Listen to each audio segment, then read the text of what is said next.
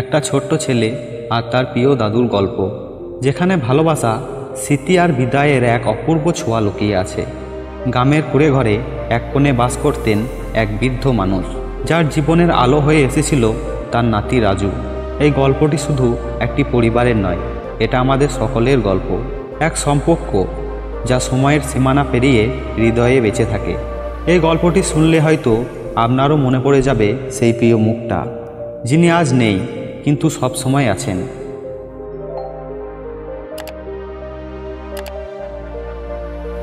এক দাদু আর নাতির গল্প। দাদু গ্রামের শেষে একটা ছোট্ট কুড়ে ঘরে থাকতেন। তার চোখগুলো ছিল শান্ত, আর মুখে সবসময় লেগে থাকতো এক টুকরো হাসি। দাদুর সবচেয়ে কাছের বন্ধু ছিল তার প্রিয় নাতি রাজু। রাজু আর দাদুর মধ্যে ছিল এক অটুট বন্ধন। প্রতিদিন বিকেলে রাজু স্কুল থেকে ফিরে দাদুর কাছে ছুটে যেত। দাদু তাকে মজার মজার গল্প শোনাতেন, আর রাজু হাঁ করে গিলে ফেলত সেই সব কথা। দাদু বলতেন তার ছোটবেলার গল্প, কিভাবে তিনি নদী সাঁতরে পার হতেন, কিভাবে বন্ধুদের সাথে আম চুরি করতেন। রাজু হেসে বলতো, দাদু তুমিও চোর ছিলে। দাদু হেসে তার গালে একটা চুমু দিতেন। একদিন রাজু দেখল দাদু কেমন যেন চুপচাপ হয়ে গেছেন, তার মুখে সেই হাসিটা আর নেই। রাজু জিজ্ঞেস করলে দাদু বলেন তিনি অসুস্থ। রাজু খুব ভয় পেয়ে যায়। সে মায়ের কাছে গিয়ে কাঁদতে থাকে। মা তাকে বোঝান দাদুর শরীরটা ভালো নেই, তবে তিনি তাড়াতাড়ি সুস্থ হয়ে যাবেন। কিন্তু দিন দিন দাদুর শরীর আরও খারাপ হতে থাকে। রাজু রোজ স্কুল থেকে ফিরে দাদুর পাশে বসে থাকে, তার কপালে হাত বুলিয়ে দেয়। দাদু দুর্বল গলায় বলেন, রাজু আমার একটা গান শোনাও না। রাজু তার প্রিয় গানটা গায়, আর দাদু অবলক তাকিয়ে থাকেন তার দিকে। একদিন রাতে রাজু ঘুমোতে যাওয়ার আগে দাদুর ঘরে যায়। দাদু খুব শান্তভাবে শুয়ে আছেন, তার শ্বাসটা একটু ভারী। রাজু দাদুর হাত ধরে বলে, দাদু আমি তোমাকে অনেক ভালোবাসি, তুমি কোথাও যেন যেও না, কেমন? দাদু মৃদু হেসে বলেন, আমি তো সব সময় তোমার পাশেই আছি রাজু, কখনো ভুলো না। পরের দিন সকালে রাজু ঘুম থেকে ওঠে, শোনে দাদু আর নেই। তার পৃথিবীটা যেন থমকে যায়। সে দৌড়ে দাদুর ঘরে যায়, দেখে দাদু শান্তভাবে শুয়ে আছেন, মুখে সেই হাসিটা লেগে আছে। রাজু চিৎকার করে কাঁদতে থাকে, দাদু দাদু তুমি কোথায় গেলে? দাদুর মৃত্যুর পর রাজু খুব একা হয়ে যায়।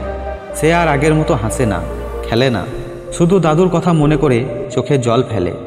একদিন সে দাদুর ডায়েরি খুঁজে পায়। সেখানে দাদু তার ছোটবেলার কথা লিখেছেন, আর তার স্বপ্ন আর ইচ্ছের কথা লিখেছেন। শেষ পাতায় দাদু রাজুকে লিখেছেন একটা চিঠি। আমার প্রিয় রাজু, আমি জানি একদিন আমি তোমাকে ছেড়ে চলে যাব, কিন্তু তুমি কখনো একা হবে না। আমি সব সময় তোমার হৃদয়ে থাকব, তোমার পাশে থাকব। তুমি অনেক বড় হও, ভালো একটা কাজ করো, এটাই আমার শেষ ইচ্ছা। আমি জানি তুমি পারবে। ইতি তোমার দাদু। চিঠিটা পড়ে রাজু চোখ থেকে জল পড়তে থাকে। তবে এবার তার চোখে দুঃখের পাশাপাশি ছিল এক নতুন আলো। সে বুঝতে পারে দাদু সত্যিই তার পাশেই আছেন। দাদু তাকে ছেড়ে যায়নি, বরং তার হৃদয়ে বেঁচে আছেন। রাজু প্রতিজ্ঞা করে সে দাদুর স্বপ্ন পূরণ করবে, একজন ভালো মানুষ হয়ে বাঁচবে। এরপর থেকে রাজু আবার হাসতে শুরু করে, আবার স্বপ্ন দেখতে শুরু করে।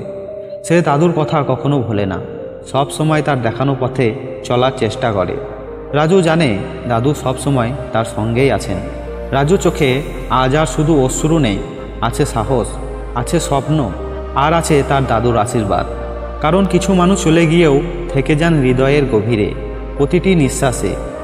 এই গল্পটা আমাদের মনে করিয়ে দেয় ভালোবাসা কখনো হারায় না, সম্পর্ক কখনো ফুরায় না। যদি আপনার জীবনে এমন কেউ থাকেন যিনি আপনাকে ভালোবাসতেন নিঃস্বার্থভাবে, তবে এই গল্পটি শুধু রাজুর নয়, এটা আপনার গল্প। তোমার দাদু কোথায় আছেন, কেমন আছেন, এবং তোমার দাদুকে তুমি কতটা ভালোবাসো নিচে কমেন্টে লিখে জানাও। ভালোবাসা ছড়িয়ে দাও। এই ভিডিওটি শেয়ার করো তাদের সাথে যাদের হৃদয়ে এখনও কেউ বেঁচে আছেন। সাবস্ক্রাইব করো এমন আরও হৃদয় ছুঁয়ে যাওয়া গল্পের জন্য। আবার দেখা হবে পরের ভিডিওতে।